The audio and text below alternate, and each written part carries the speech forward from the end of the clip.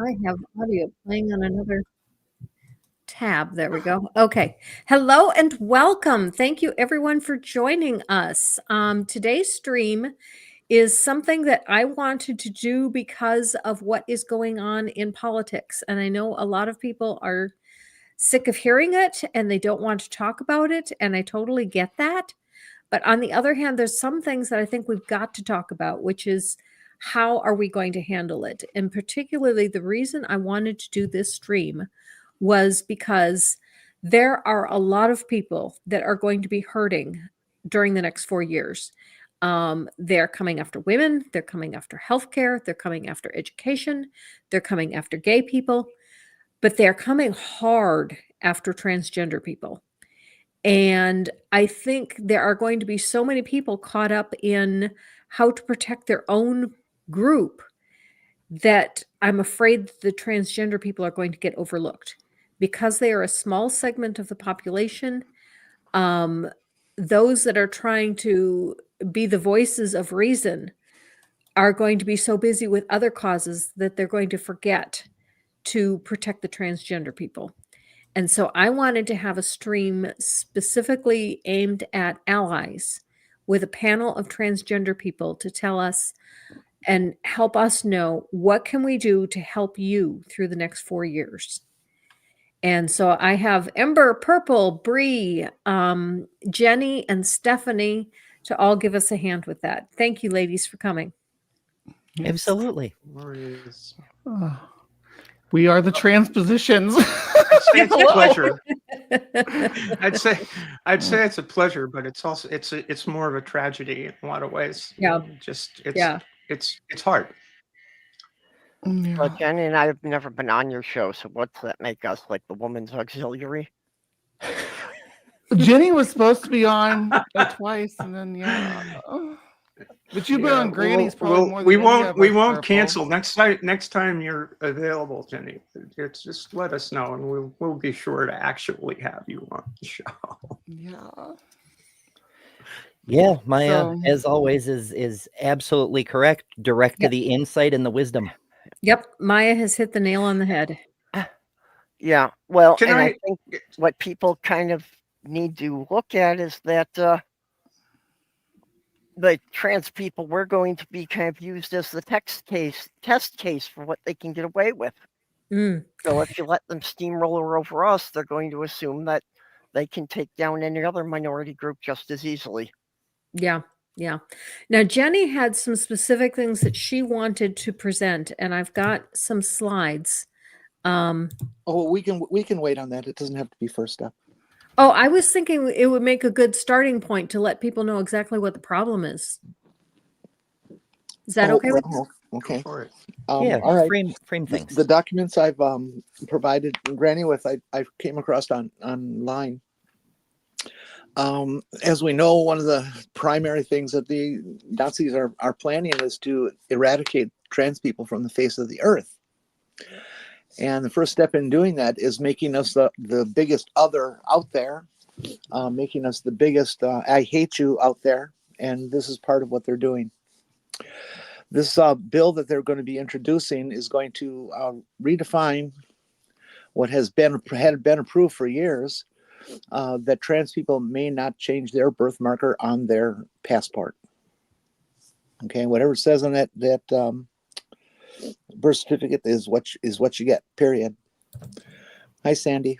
And along with that, bills usually have definitions and stuff, so that we know exactly what this bill is talking about and what it's referring to. And this one gives all the definitions for gender, identity, sex, medications, birth certificate. It defines everything and basically puts us out of existence, as we promised it would. But not enough people in the country seem to have listened or cared. So we're going to be not existing soon if this stuff goes through. Granny, how you want to get it into the record is up to you. Okay, I brought up the first slide. Here's the second one.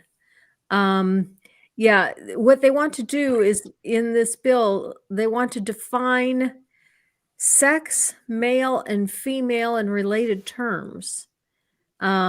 Boy means minor human male. Father means male parent. Female, when used to a natural person, means an individually who naturally has or will have or would have, but for a congenital anomaly, intentional or unintentional disruption, the reproductive system that at some point produces, transports, or utilizes eggs for fertilization.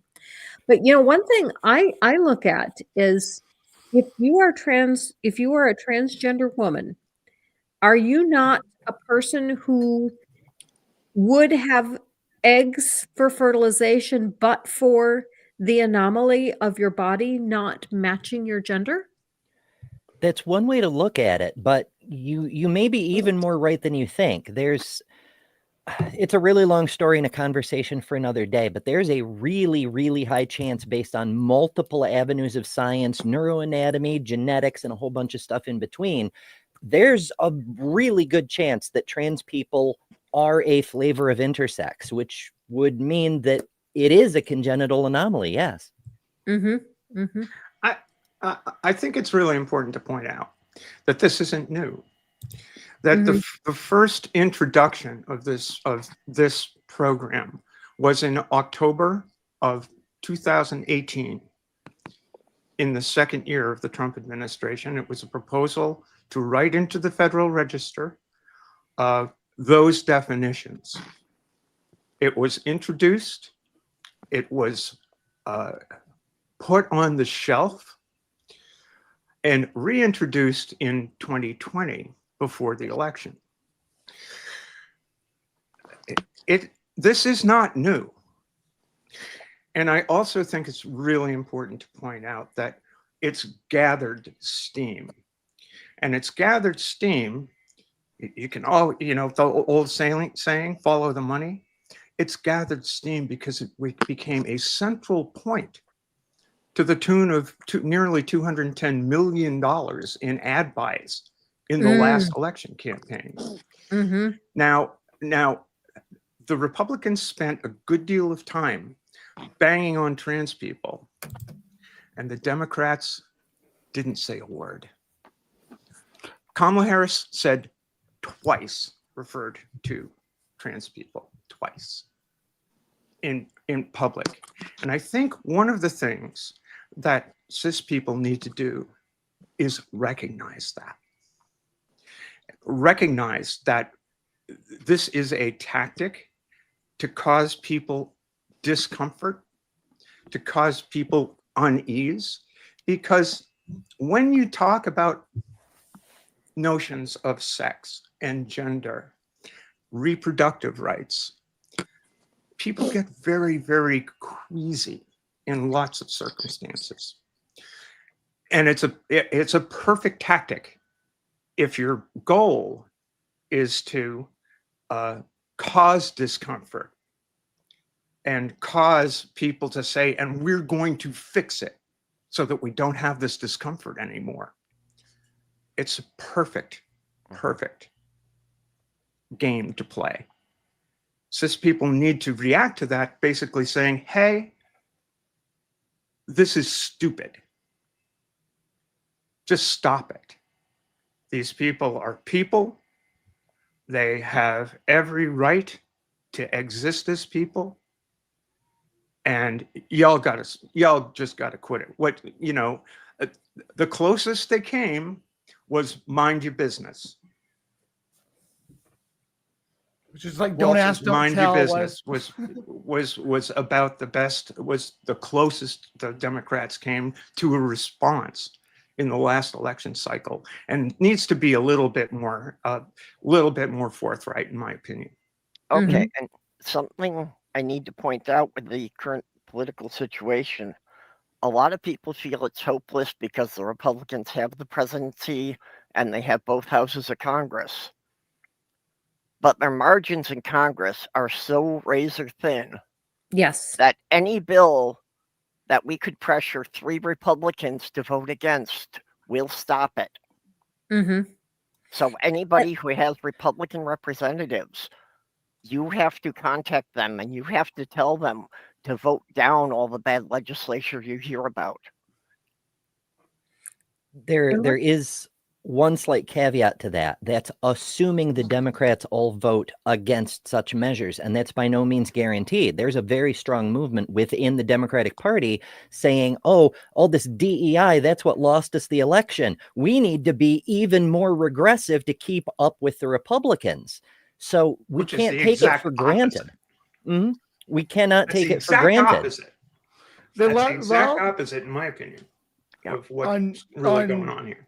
Trans issues and on the war in Gaza, they both those issues, they were not progressive enough, and that's what that and they think they were too progressive, and they weren't progressive enough to win the votes that they needed. Well, because they kept thinking they could reach to the right and get a couple more votes there, and they still completely ignore all the people that are further to the left. Well, that's who they kept parading out there too, was all these Republicans, like, oh look, we have the Cheney and McCain in our corner on this. They were definitely reaching right for votes and not reaching left. Yeah, so they were showing off. See, we've got all the Republicans that the Republicans stopped voting for 8 years ago. What is central to this is not as much what we did to fuck it up. And I use that as the big we, not any of us individually, of course. Is what are we going to do about it? And one of the biggest problems that the trans people face is that because we are such small numbers, is that we have virtually no power, even if we organize. Mm-hmm. But that being said, we are so unorganized, it's not funny. I mean, there are dozens and dozens of people say, oh, I'm a trans advocate person, I'm a trans person, and so I'm a trans advocate, and we're going to have all these people in the freedom, and we're going to post all the information and news here, and nobody actually ever follows through. So we don't have any central place or line of thought or goal or plank or idea of what we're doing. We got to talk about it and make it actually happen, not just say it's going to happen. We have to actually do it. And we beg our allies to realize this is what we were talking about all this time. Mm-hmm. These people want to eradicate us. And this is step 1 through 10. Mm-hmm.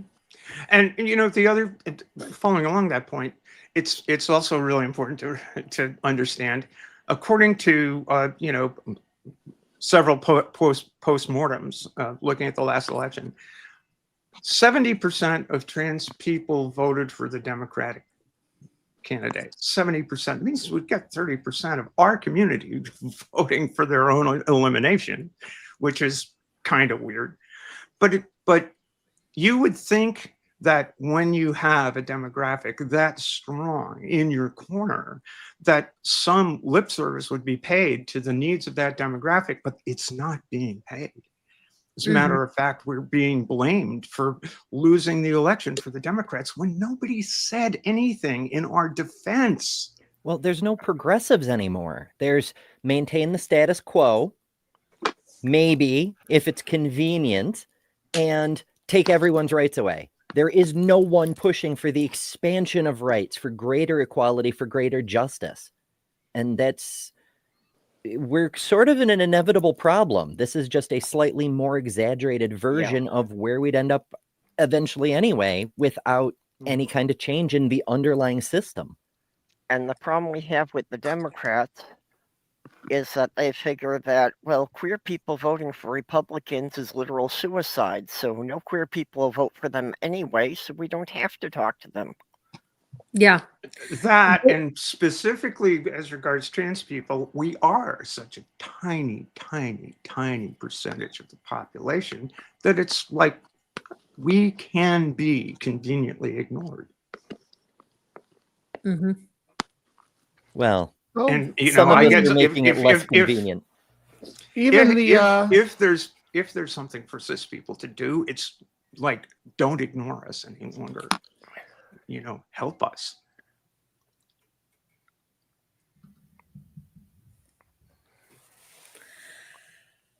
One of the things that I plan to do over the next 4 years that I think will be a little bit of help for mental health is I have been a news junkie. and I don't plan to be. I'm going to be watching a lot less of the news because I know it's just going to be so bad for the next 4 years. Yeah, I've already had to do that and just not watch nearly as much news as I used to. I found that with the previous incarnation of proto-fascism, which granted was the lesser form, comedy news helped a lot. Shows like NPR's Wait, Wait, Don't Tell Me, sometimes The Daily Show, things like that. It's not a full spectrum of news, and it's certainly not fair and balanced, but it's a way to get information and stay on top of some of the things that are happening in a more lighthearted way that won't cause so much fucking depression. Yeah. John Oliver helps. Yes. I like some more news. You say you'd like more news? Yeah. No, there's a show, there's a news comedy show called Some More News with hosted by Cody Johnson. It's hilarious, and yes, it's definitely like left leaning, left book, but it's having a laugh. It's a very satirical program. Yeah, I like Stephen They Colbert. got a puppet. Yeah, I think that comedy news and blah blah blah. It's like you can't make this shit up, kind of stuff, and it's absolutely true. But the thing about that is you can't make this shit up. But this shit's real, and even if it's even if while you're laughing at it, get off your ass and do something about it, because it's not funny when Sarah McBride can't go take a piss in the Capitol. It's not funny when you can't have the correct information on your birth certificate. It's not funny. It's not a fucking joke. And part of, I don't know if folks have seen the Netflix film Disclosure that was produced by Laverne Cox. It came out, 4 or 5 years ago. It's the history of trans people as portrayed in media, from film and news and all of this stuff. And we've always been the joke, you see. And it's always been either the hot, funny, ha-ha joke or the scary joke in films like Silence of the Lambs and stuff like that. And this is why this is so effective. I mean, with the history of our presentation to the broad and general public, the very word travesty comes from trans people, specifically trans women. Really? Yes. I did not realize that. Yeah. A travesty is a drag show.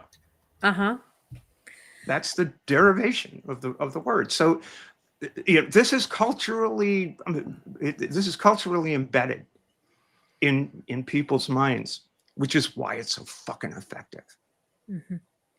Okay, we have a question from Mage Grey Wolf. A lot of people don't realize that this is happening or could happen to trans people. Any idea how to get through to those people?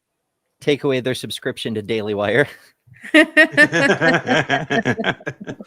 they have to be convinced we exist first. That's the biggest problem, is that they've been a huge demographic of people have been convinced that we don't exist, or that what we exist as is something that they should not have any quarter for. So they don't.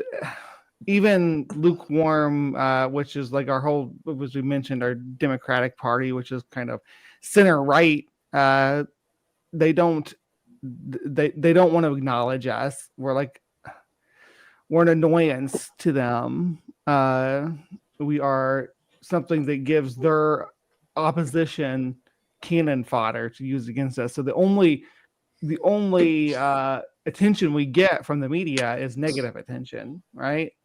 You have to be very niche to find stuff between that. And there's some good resources out there. There's though I have had my issues in the past with them. Pink News is a good issue. There's some writers that we follow over on the transpositions to keep us up to date on what's going on, so we can keep those reports coming live to you. So yeah, the transpositions, of course, is a great resource for that as well. But What else we got? What else do we use? Out sports is a good way to keep up on what's going on with the sports regulations.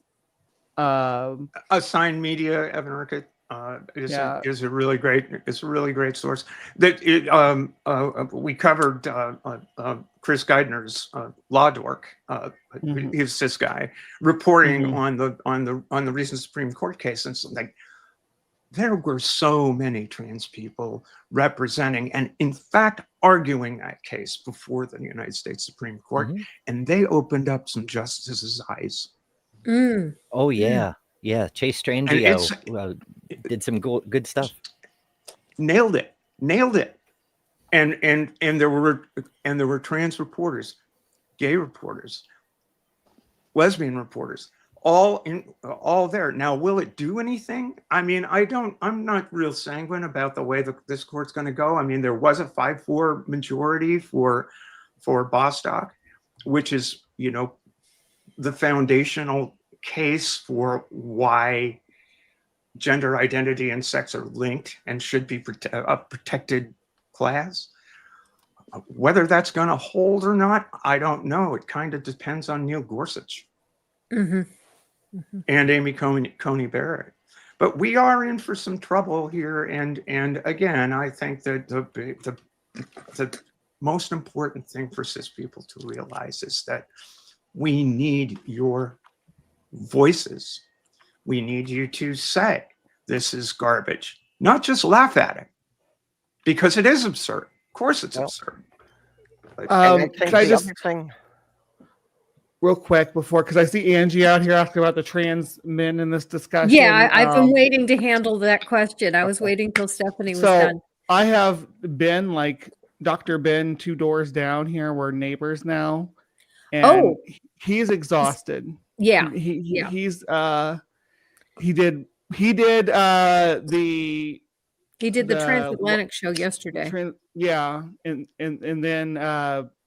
So but I also invited 2 other trans men. I invited my son, but my son is too depressed to do this because my son said, if I come on that panel, I'm going to say the best thing you can do for me is to just shoot me.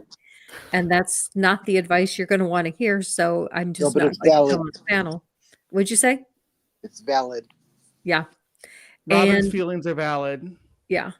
And the other person that I invited was Beck.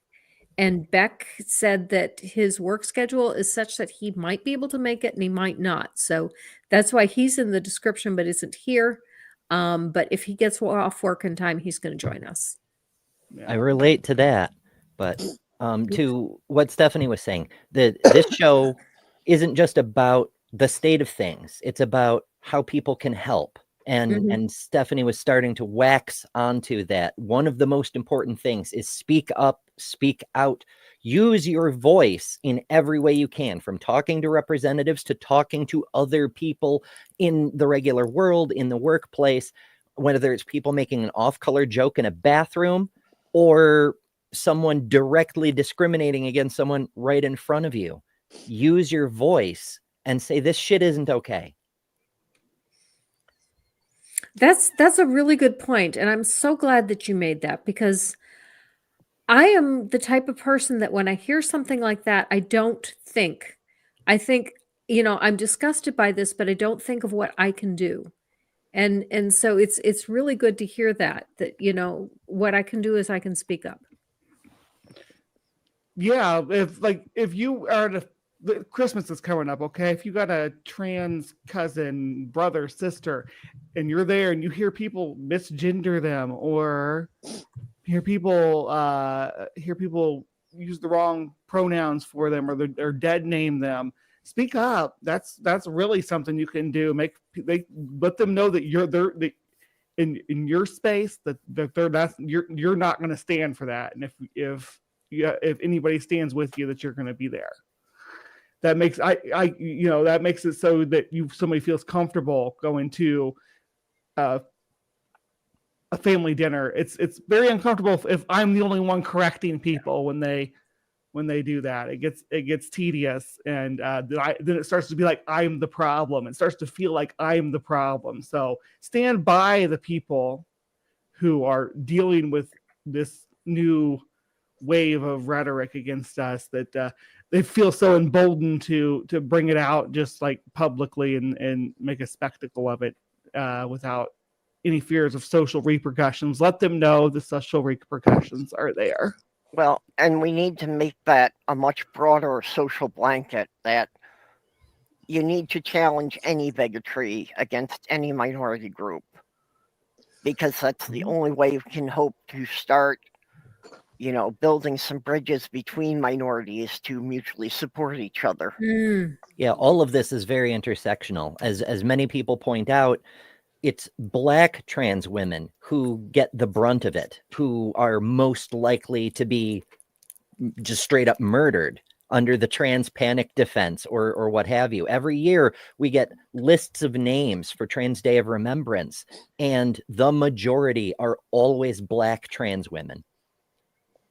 So there is intersectionality to this, but also trans people are a stepping stone to other bigotry, to greater oppression for everyone else, for women, for every minority. Once they knock down one rung, once they convince the public it's okay to remove the humanity and personhood from this one group, it becomes that much more acceptable to do it to the next group. And Maya had it spot on. The link piece between the anti-trans stuff and the anti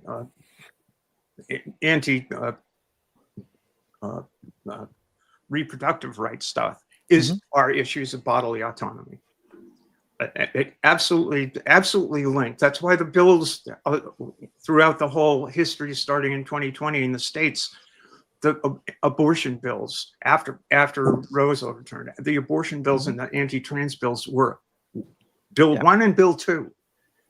That happened in Texas. That happened in Arkansas. Well, they were twinned.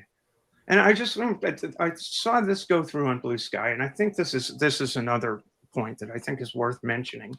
Please don't make us guide you through every bad actor and why what they say or do is shitty. It doesn't scale. We're busy in the real world trying to figure out how to keep healthcare and civil rights over the next 4 years. If you can't see anti-trans bigotry on your own, consider what that means. Very good point. Yeah. Very Well, good point. and what people don't realize is that overturning Roe v. Wade is what opened the door to this. Because Roe v. Wade was not about abortion. Roe v. Wade was about privacy rights. That what a woman discussed with her doctor could not be discussed with anyone else. No. Okay, I've been holding Go this on. comment Go from on. Junie for a while. I do want to say that media exposure does both good and bad. The more we're able to show them that we're not the caricature that bigots portray us to be, the better the public perception will be. Well, and that goes to the point that I've been holding back and letting everybody with their platitudes keep going, which are fine. We all do platitudes, and I'm not putting down. And so please don't take any of this as a personal offense, folks. This is lovely what we're saying, but we're not doing anything. Just like we're saying we got to not do. We're standing here and saying we got to do something, but we're not doing something. We're talking about it. Who is willing to call their congressperson? This is you two out in the chat there, to call their congressperson and tell them that they got to knock this asinine behavior off. That Nancy Mace is a lunatic. That you are going to, and this is the key word, have them primaried. Okay, if you got a Republican out there, that is a electric fence word for them. Primaried. It's what Trump uses all the time to get these guys to fall in line. We got to use it too. We got to threaten them with campaigns against their efforts, because they got to go every 2 years. And remember, they don't have much time to plan. We can do better. How are we going to do this? We got to get back to all of our groups that we're all members of. They call themselves this in the awareness or whatever trans issue they think they're covering, and get them to actually put in gear what they say they're going to do. That we all have to start having Zoom meetings We have to plan what is our line of attack. At the very least, we have to have email chains. Yep. Okay, this is how they did it to us. Was through email chains for planning, for echo chambers for implementation, and a heavy discussion on emotionality and what is going to make most people the most hate-filled and the most frightened by what actions and what words. And that's what we need to be doing right now. This demonstration that just happened in the Capitol, that was humiliating. Okay, they got a bunch of trans women who just randomly, one, I shouldn't say random, it's the wrong word, who as a group went into the women's restroom in the Capitol building. Well, okay, fine, that's great. I was glad to see it. They got something together and they took an action, but it meant nothing. They got some TV coverage, and nobody understood the seriousness of it. Nobody asked any pertinent questions. You got to do an action. You got to have a spokesperson. Okay, they got to be saying, this is what the group is protesting, and this is why. Well, they did. They should have had an organized. They should have had an organized demonstration. Roger Stone. The reason why everybody hates Roger Stone is because he's so good at doing things like that, and how effective they are. He's been doing it since Nixon. Think of this as a protest. What if you instead of you had, it looked like 8, 10, maybe 12 women went into the women's room. Great. What if you got that many women, and by the stereotypic definitions of what we know the old white guys in Congress like to look at, we get a dozen trans women to go into the men's room.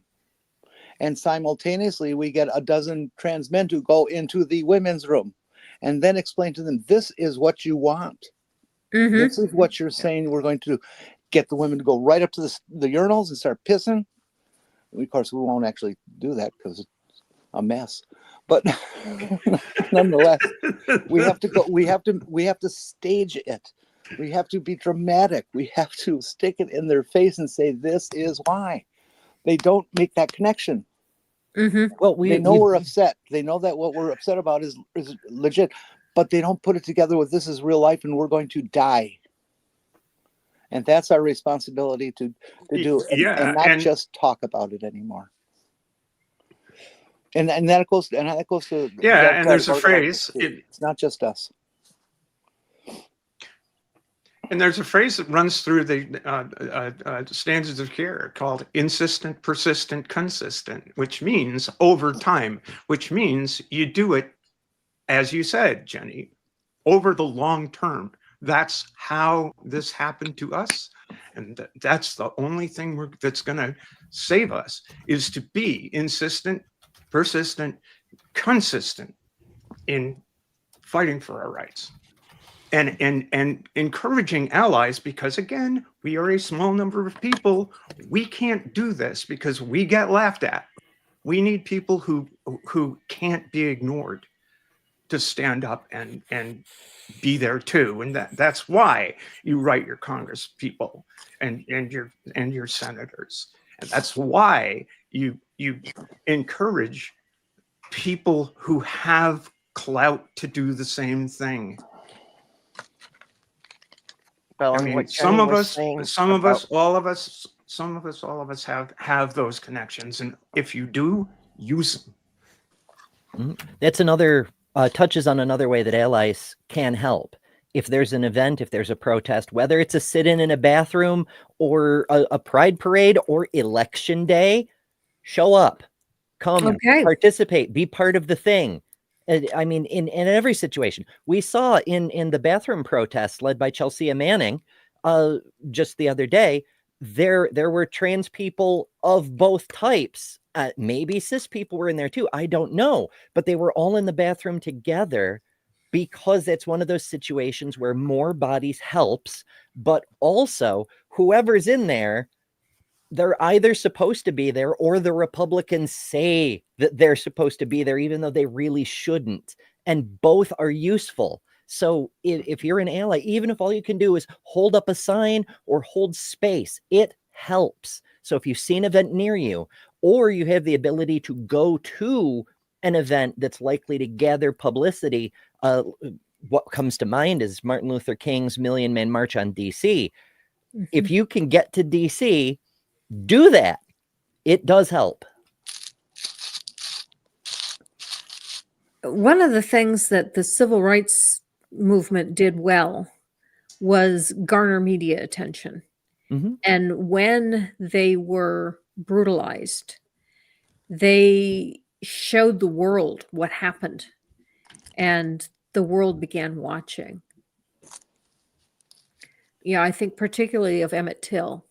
You know, his mother made the difficult decision to have an open casket funeral, and everyone could see exactly what happened to him, and the brutality of it got the world's attention. And I hate to see that have to be what we have to do, but if that's what it takes, you know, if that's already what's happening, we need to get the world to see that that's what's already happening. That's difficult. I mean, the world can see, but getting people within our own country who are blinded by, I joked about it earlier, but the Daily Wire, that sort of thing. Like if you watch Matt Walsh's content, he is really open about the fact that he hates trans people and he wants us dead, you know, and you don't even have to watch lefty sources. You don't have to watch Humanist Report or Leftist Cooks or any of that stuff. You can look at the right wing's own content and see they will tell you exactly what they intend to do. And you can't watch that and deny that these people mean us harm.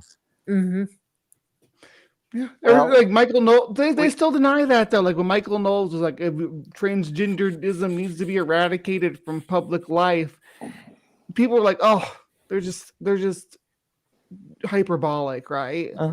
No, but now the dominoes are starting to fall. They're like, okay, well, let's start with these bathrooms here and work our way out from there. It's the dominoes are falling. Are you going to stop them? You are completely correct. He was being hyperbolic by design. Okay, because when he's hyperbolic, that's what people hang on to. Then he can come back and say, "Oh well, no, I meant that as no, that's eradicated, but from not from the world. No, we don't mean their lives. We mean them getting out of this politic or this hospital or whatever." They cover for themselves, but they still pull that emotional string every fucking time. I will concede that they probably want to have us put in insane asylums and stuff more so than they want to have us dead. But regardless, I don't know that they care. As long as we're it's also away. As far as it's also a distinction without a difference. It's a distinction without a difference. Whether if you're unable to live your life, if a very key part of your very existence is forcibly denied you're denied access to your own self. It's a distinction without a difference. You are in fact eradicated, and that's not, that's as cruel as anything else. A lot of us can't live that way. That's why the self-harm rate is so very high in our community. And people who are forced back into the closet, it's much higher. It's no way to live. Mage makes a really good point.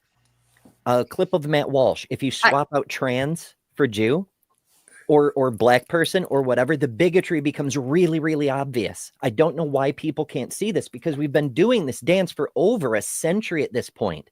Remember, the first wave of feminism wanted to exclude black women. They said equal rights for women, but not for you. The second wave included black women, but wanted to exclude lesbians. They said, okay, equal rights for black women, but not for you. And every wave, it has done this. And it's not just feminism, it's society generally. And every time we hit a new milestone of inclusion, we make a point of singling out one more group and saying, but not you.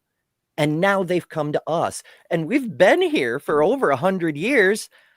They're just now noticing that we've been around, I suppose. Never mind that Christine Jorgensen won Woman of the Year in 1953. Never mind that Laverne Cox was on Netflix back in 2012. No, trans people are a new thing. Just because you're just now aware of us doesn't mean we're new. But what is new is this effort to criminalize our existence and erase us from society. The first anti-trans bill was that North Carolina bathroom bill in 2016. That's the first time that we were specifically brought into this mix. And it's because they lost on gay marriage in 2015.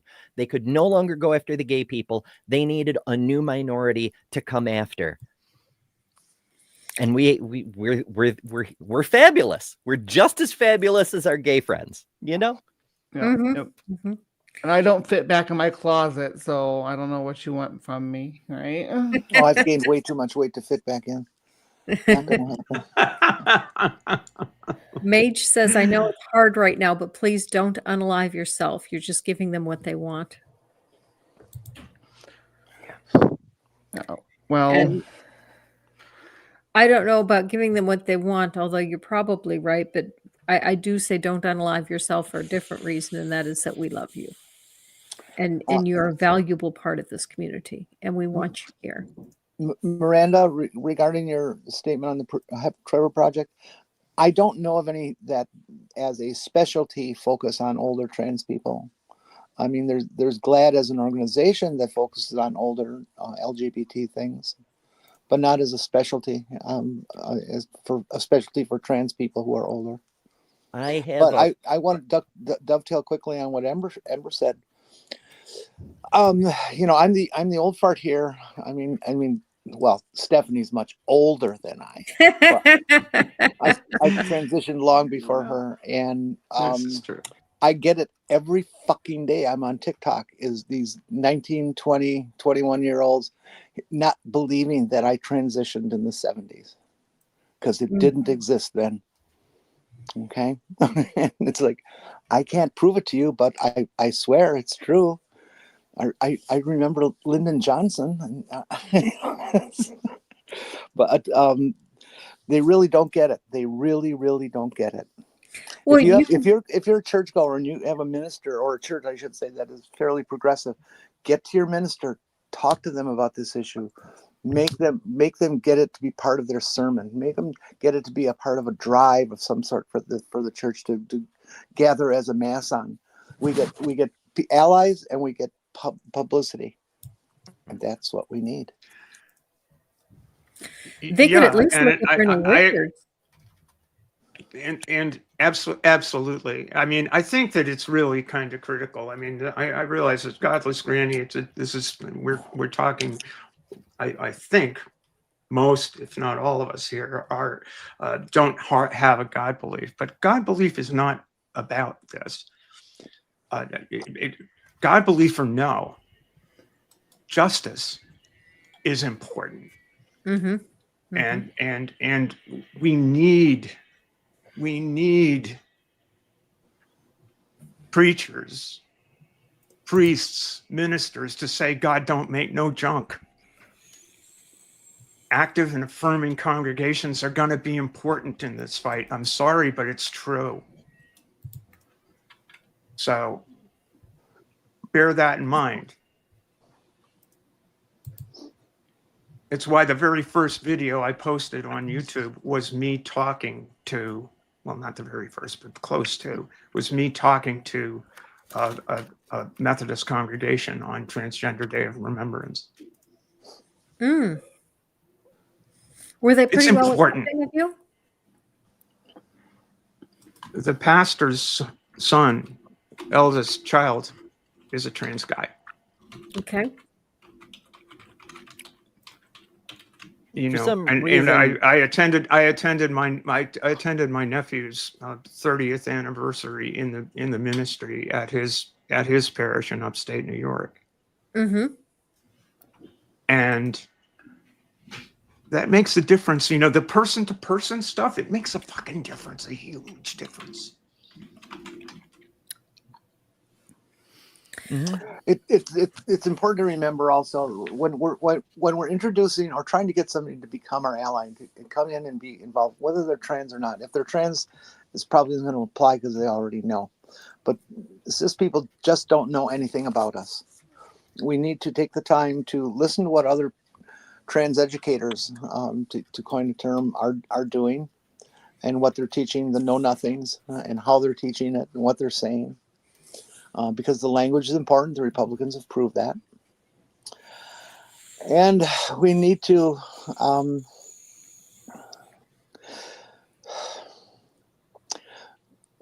I don't want to say what I was about to say. I'll pass on the next line. We'll yeah. Emotions are hot in this topic, Jenny, and we know, girl. Okay. Oh yeah. Were you finished, Bree? Yep. That's Okay. yeah. To kind of summarize, okay, things that we as allies can do is number one, when we see people making bigoted comments and saying things about trans people, we need to speak up.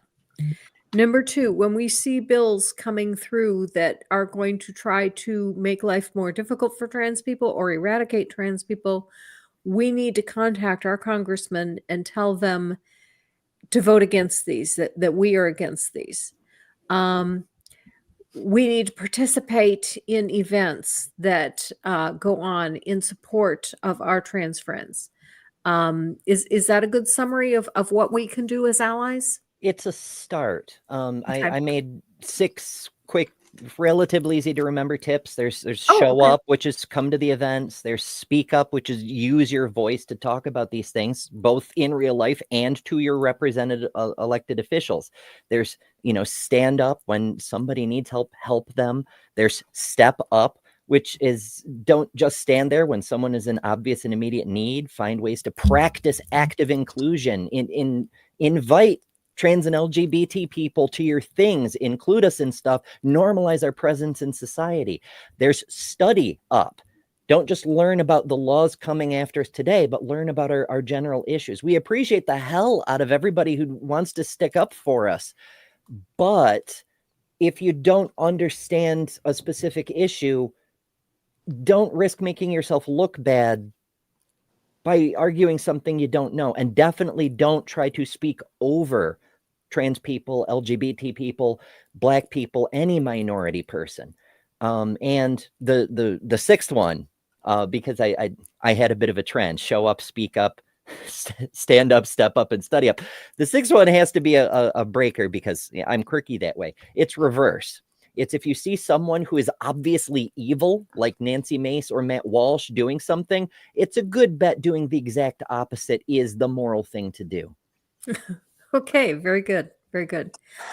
What I'm going to finish what I started to say. Okay. I thought about it, encapsulating it differently. We get people who want to be allies, and we have to teach them. We have to know what we're teaching them. We have to know our own material better. There's a lot of trans people who are confused about how we actually become trans. They're confused about how we are treated as trans medically, clinically. Learn the details. This is no longer a battle of morality. We know that we're on the right side of history. We know that these other people are evil and they want nothing but horror for us. This has stopped being that battle. It is now a battle of right, wrong, and a battle of voices. We have to have a bigger voice than they do. Okay. And that's going to be really tough, but we require allies for that. I have one other thing that Darren, I didn't produce it all. One last thing to suggest is if you get to know a trans person, get to know that really their being trans is probably the least fascinating thing about their lives.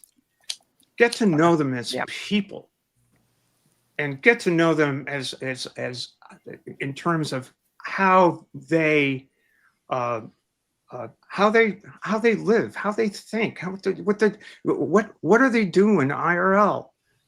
Get to know them as human beings. This is not an invitation to track us down. No, please don't. Right. Bree suddenly has a giant. I'm not suggesting that. I mean, a lot of people, people tend to think of, okay, well, Stephanie's on this show talking about trans issues. It's the least important thing in my life. Yeah, it really is. It just Actually, is a pain in the ass because people are spending all kinds of money to demonize me, to demonize that aspect of my life. Stephanie's a world-class athlete. I mean, what am I supposed to do? Actually, So for get most to know trans us, people, get to know us, get to know us, and realize that we do not make our being trans the keystone of our identity. We do these things because we're doing this in self-defense. Utopian as another idea that can go out to everybody, not just you. If your kids do too, that's great. Getting kids having voices, getting kids to write a letter. We know how the media goes crazy when children write letters and things. Dear Santa, please bring my trans friend equal rights. Well, Utopian lives in Australia and his kids are grown. But well, that's okay. That I don't care if they're grown. they're having some struggles in Australia as well. Okay. But most trans people really, for the most part, would forget that people even forget we're trans and just treat us as the gender we're presenting as. It's the weirdest thing that's already started to happen in my own life. Now, anybody who's known me for a while knows I started actively transitioning on January 2nd. So I'm not even through my first year. And I've got people here online and in my real life saying they can't really remember before I started any. It's not like a dichotomy. It's this is who I am, and the other person was just a mask that I've taken off. And it's kind of nice. But it's also kind of how human psychology works. We're just who we are. Well, I tend to do a mental separation of anybody I knew before they transitioned. It's like I tend to think of that as having been their older brother who I don't see anymore. My transition was very public. So, I mean, most everybody on this panel has been with me through the majority of it, though. Except for Ember, we just met a few months before she started her transition. But Ember, if people forget that you're trans, but then you reinform them, does that mean they have re-embered? I was expecting one from Purple, but you caught me there, Jenny. You know what I forgot to do? And that is at the opening, I forgot to have each of you introduce yourselves and tell a little bit about yourselves and what you do and anything that you might have coming up. And we're getting close to the end of the show, and I do not want to forget to do that. So, Ember, let's start with you. Tell the audience a little bit about who you are and what you do. Sure. I am terrible at elevator pitches. I should probably practice more often. I'm Ember. I have my own YouTube channel, Better Than Ember. But I also do a bunch of other stuff, including do the transpositions with Bree and Stephanie and our friend who isn't here, Carly Chardonnay Webb. And that's on Thursdays at 8 p.m. Eastern. My channel, my schedule is a little odd because I work 5 flipping jobs, and so I do a show when I can. But I am doing one later tonight on morality and religion, interestingly enough. And yeah, so is you that can on your find channel? it is. Okay. I have a few other channels too, very intermittent because of scheduling issues. You can find my main channel and all my other stuff on betterthanember.com. It's easy that way. Betterthanember.com? That's right. Okay. I love my puns. And I am better than Ember. And what's the show on tonight? What channel? My main one. It's the YouTube handle is at Better Than Ember. It's easy that way.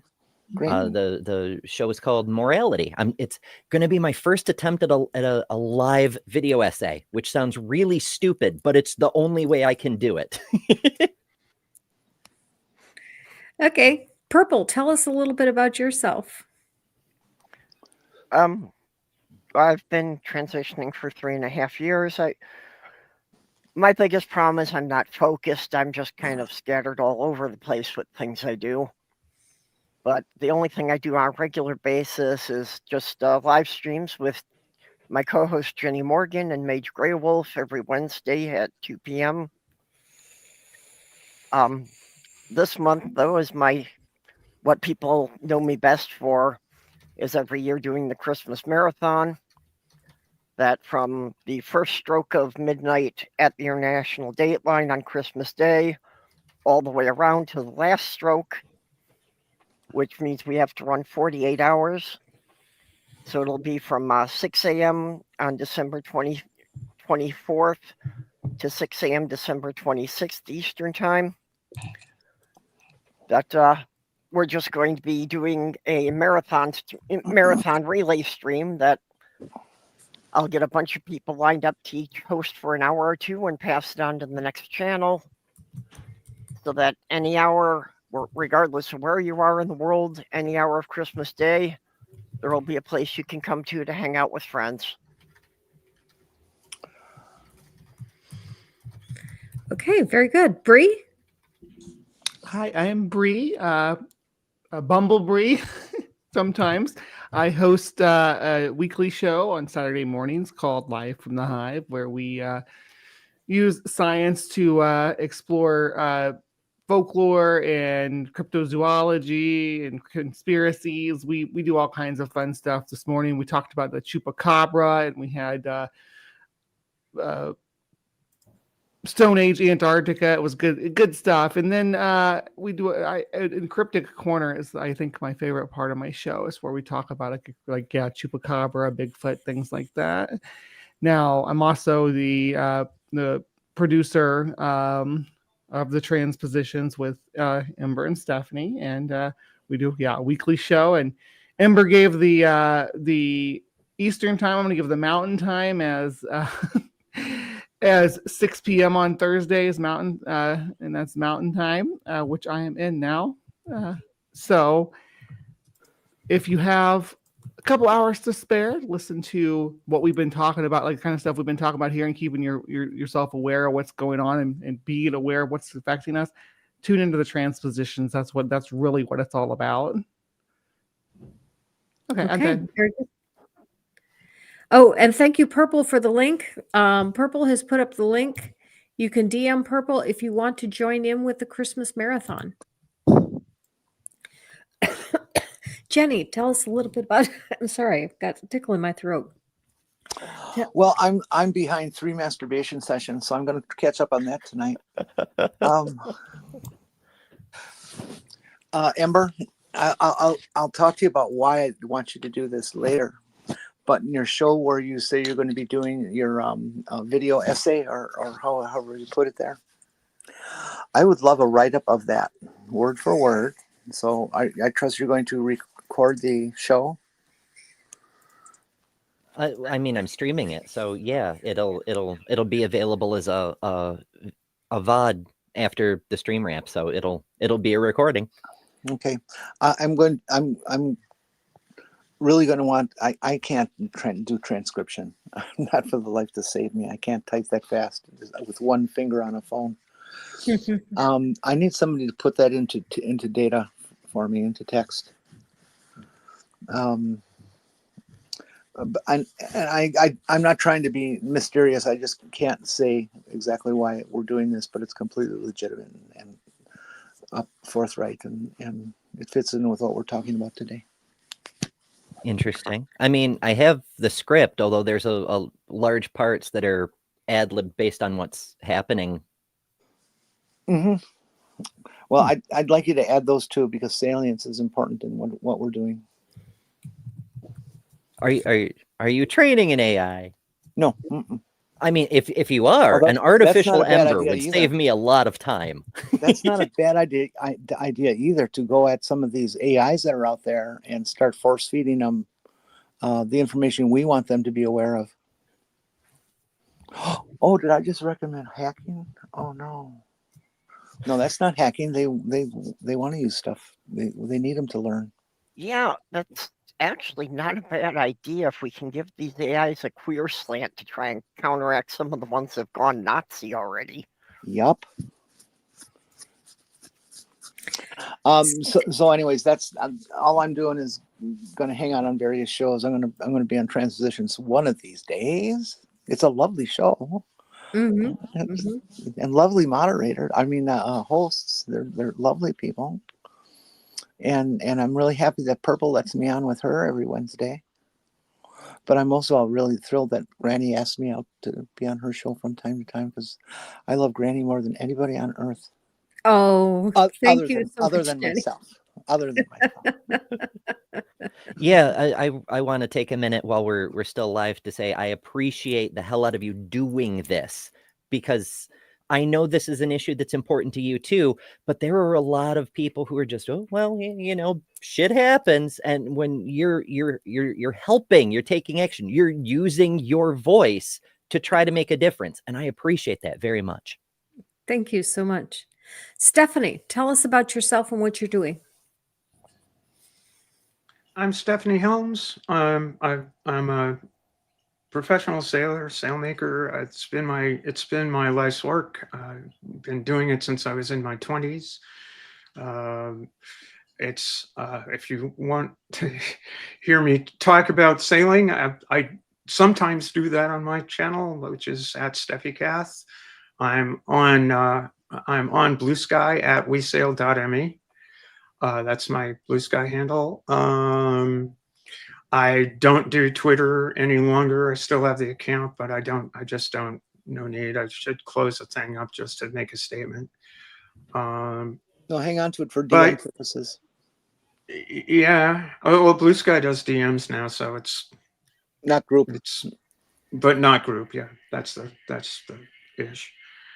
But yeah, I mentioned before the reason I really was kind of not particularly active in these spaces with regard to trans issues until 2018, when the Trump's Department of Health and Human Services proposed this change to things. And it's like, I have known people in my professional career that I really felt I needed to start saying, hey, look, y'all say you have my back, but please literally have my back here, because things are changing badly. So I've been beating this drum for a while. And again, I don't think my not having transitioned 27 years ago is the most fascinating thing about my life. People got over that shit. And I don't understand. Well, I do understand the motivation of the people who are banging on us, but it's bad motivation. I don't think that a society progresses when it bases its entire appeal on fear. Yeah. Yeah. Okay, well, thank you for that. And thank you all of you for coming on. You've had some wonderful suggestions for us. We are out of time. Next week's show will be with Unbelievable Kelvin. And I don't even remember. I'm sorry, Unquestionable Kelvin will be my guest. No questions? I guess not. I guess we can't ask him any questions. So we're not going to find out whether or not the tiger was really alive? Nope, not next week. But thank you so much for for being a great audience, for your comments and your questions. Thank you so much, especially to Purple, for putting all the links in. I will put those links in the description as well, but it may be tomorrow before I get to that. So if you don't see the links in the chat, look for them in the description tomorrow if you want to get a hold of one of these other shows that you want to see. Ember's show on morality sounds absolutely fascinating. And, thank you, all of you, for coming today and taking the time to spend with us. Always great to be here. Be gay, do crime, don't get caught. Yep, and thank you for giving us a platform to talk about this, because this is definitely a major issue that people need to hear more about. Absolutely. Anytime. In fact, if any of you want a platform at any time to speak on a particular issue, just let me know. I'd be happy to have you on. I usually am a month out in scheduling. Right now, I'm completely booked for December, but I'm everything in January and on is open. And Sandy, Thanks, I've that's missed enough. you. I'm very glad you're here, Sandy. I've missed you. I'm glad to hear that you're still around and good stuff, lady. Okay, and with that, thank you all for joining us and live your life.